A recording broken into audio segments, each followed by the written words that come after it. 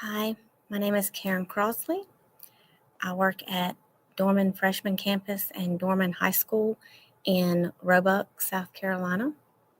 I am the high school STEM coordinator and also a science teacher. And I've been in these schools for 11 years, and I've been teaching for 20 total years at this time.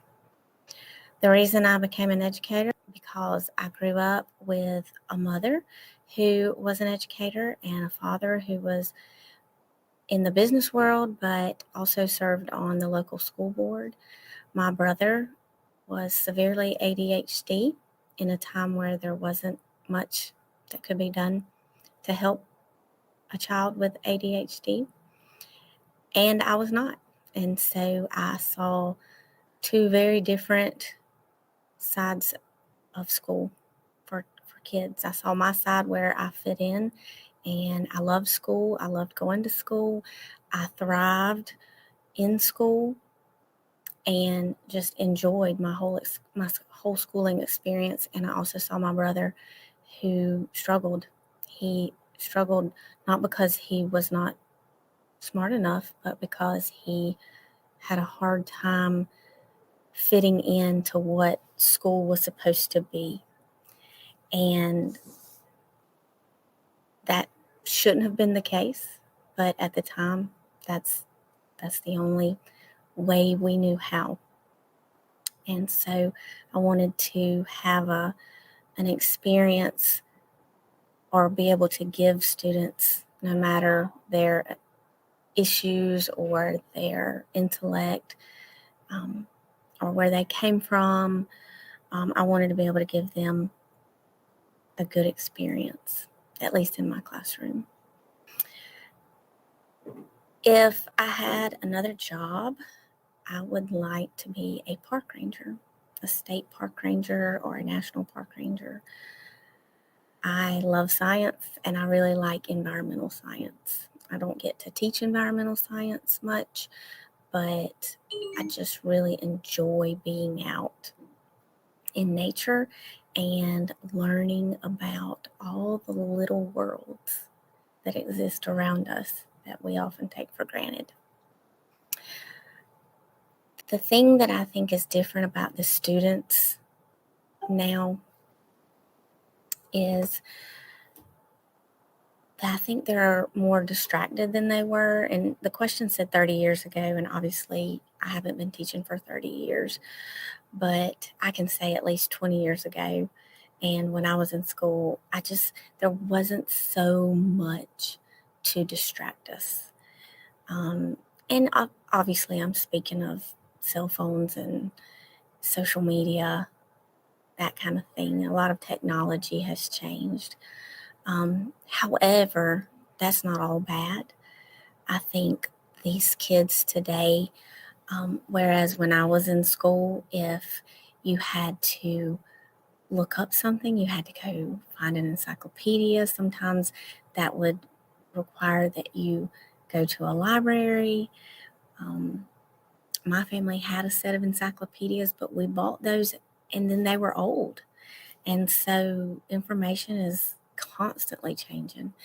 And I had a hard time looking things up.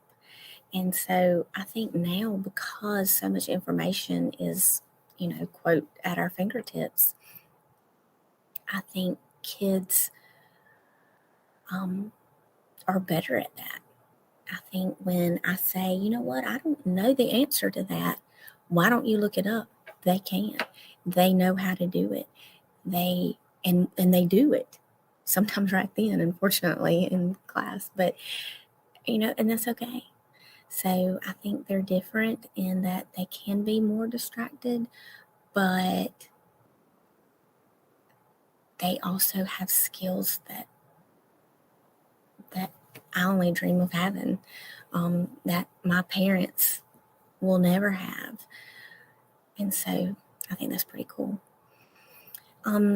What it's like being a teacher today versus 20, 30 years ago, I don't think you have as much support unfortunately. And I know that's bad. There's some great things about being a teacher now, but there's also some not great things. And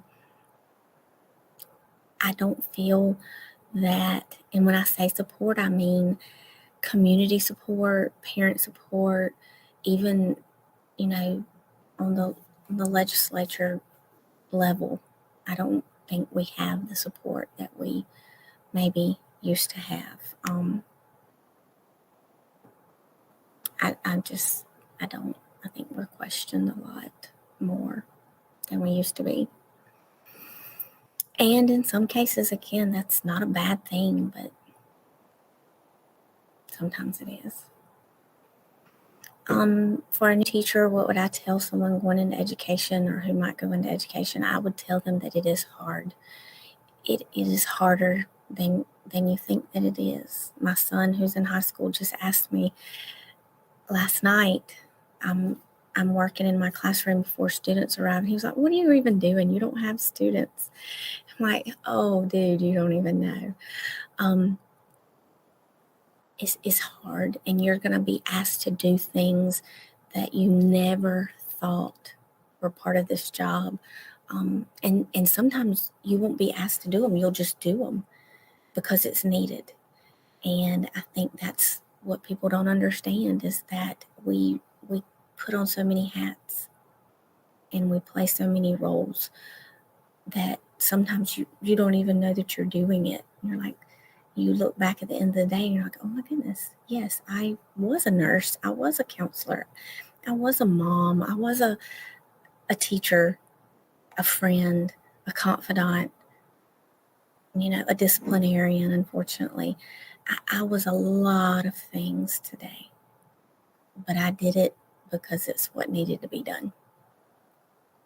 So it is hard, and you do a lot of things that you didn't think you were going to have to do. But if you, at the end of the day, can see the forest for the trees, all those little things that you had to do during the day that you didn't always necessarily like doing or agree that you needed to do or should have to do. But in the end, why did I become an educator? And I stated that before, and so I try to remember that. And it doesn't always work. Sometimes I'm upset and I'm burned out at the end of the day, but I keep doing it. And it's all because of my children and my experiences and my brother's experiences growing up. And I see kids like that. And they need me to be the nurse, or they need me to be mom, or they need me to be the counselor. Okay. So just remember why you do it, and don't miss the forest for the trees. If there's something I could change about kids and school and education.